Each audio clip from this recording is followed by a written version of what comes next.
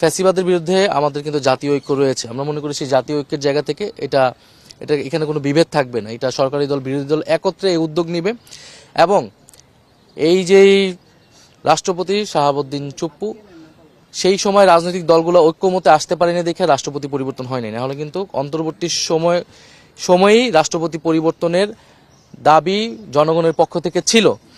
সেই সময় রাষ্ট্রের স্থিতিশীলতা, সাংবিধানিক শূন্যতা অনেক কিছুর কথা বলে রাষ্ট্রপতিকে রেখে দেওয়া হয়েছে। এখন নতুন সরকার এসেছে, নতুন সংসদ তৈরি হয়েছে, তা আমরা মনে করি যে এই রাষ্ট্রপতির এখন চলে যাওয়াটা কেবলই সময়ের ব্যাপার। আমরা সবাই সেই সময়ের অপেক্ষা আছি, কারণ যে গণহত্যা হয়েছিল, জুলাই গণহত্যা সহ সেই সময় যে নির্মম হত্যাযজ্ঞ হয়েছিল, সেই হত্যাযজ্ঞের সময় কিন্তু রাষ্ট্রপতি রাষ্ট্রের অভিভাবকের দায়িত্ব পালন করেনি। তিনি নীরব নিষ্ক্রিয় ভূমিকা পালন করেছিলেন।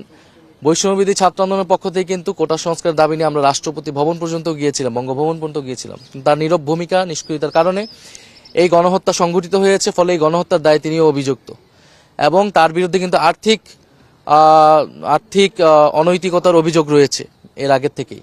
ফলে রাষ্ট্রপতি বলতে আমরা যেটা বুঝি, রাষ্ট্রের অভিভাবক, যেই সম্মান, শ্রদ্ধা, ভাব গাম্ভীর্য সম্পূর্ণ ব্যক্তিত্ব প্রয়োজন, তার কোনোটাই আসলে তার নেই, বরং নানা অপরাধে তিনি অভিযুক্ত। ফলে এখন সময় এসেছে তার অভিশংসন করে তাকে সরানো, দ্বিতীয়ত তার বিরুদ্ধে মামলা করে তাকে দ্রুত সময়ের মধ্যে গ্রেফতার করা। এটা আমরা মনে করি এই নতুন সরকারের অন্যতম দায়িত্ব। এই রাষ্ট্রপতি কিন্তু শহীদ প্রেসিডেন্ট জিয়াউর রহমানের বিরুদ্ধেও বিরুদ্ধাচরণ করেছে, নেতিবাচক বক্তব্য দিয়েছে, খালেদা জিয়ার বিরুদ্ধে নেতিবাচক বক্তব্য দিয়েছে। এবং ফলে আমরা মনে করি যে এই ফ্যাসিস্ট সময়ের চিহ্ন যে রাষ্ট্রপতি, সেই রাষ্ট্রপতিকে দ্রুত সময়ের মধ্যে আসলে গ্রেফতার করা প্রয়োজন। এবং তিনি যে ধরনের সাক্ষাৎকার দিয়েছেন সেটাও তো আসলে শপথ লঙ্ঘন হয়েছে। ফলে কোনোভাবেই আসলে এই রাষ্ট্রপতি আর এই দায়িত্বে, এই পদে থাকার আসলে যোগ্য নয়। আওয়ামী লীগের অফিস খোলা নিয়ে অভিযোগ আনা হয়েছে এবং এনসিপি যারা নেতাকর্মী, বিশেষ করে সার্জিস আলম এবং হান্নান মাসুদ, তারা কিন্তু অনেক অভিযোগ করছিলেন যে বিভিন্ন জায়গায়, বিশেষ করে এলাকাগুলোতে তাদের উপর হামলা চালানো হচ্ছে। এটা অভিযোগ না, এটা সত্য। এই সত্যতা সরকারও স্বীকার করেছে এবং সরকার বলেছে তারা আইন অনুগ ব্যবস্থা নেবে, কারণ আওয়ামী লীগ আসলে আইনগতভাবে এখন নিষিদ্ধ, তার কার্যক্রম নিষিদ্ধ।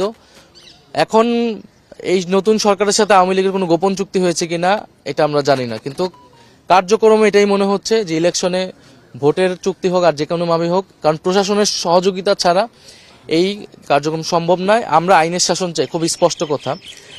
যদি আইনের শাসন ব্যত্যয় সরকারের পক্ষ থেকে ঘটে, আইনগতভাবে নিষিদ্ধ সাথে সরকার যদি সেটার প্রশাসন যদি সেটা অফিস খোলার বা কার্যক্রম করার সুযোগ সুবিধা করে দেয়, তাহলে জনগণের পক্ষ থেকে আমাদের প্রতিরোধের ডাক দিতে হবে।